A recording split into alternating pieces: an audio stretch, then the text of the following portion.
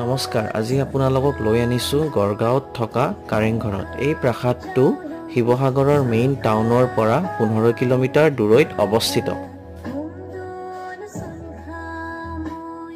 1540 চনত ৰজা শুক্লেংমুঙে এই প্ৰাসাদটো কাঠ আৰু শিলেৰে নিৰ্মাণ কৰি উলিয়াইছিল।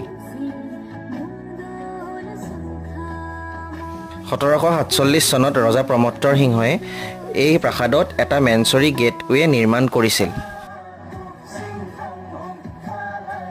বৰ্তমানৰ এই অট্টালিকাটো ৰজা ৰাজেশ্বৰ সিংহৰ শাসনকালত 1751ত নিৰ্মাণ কৰা হৈছিল।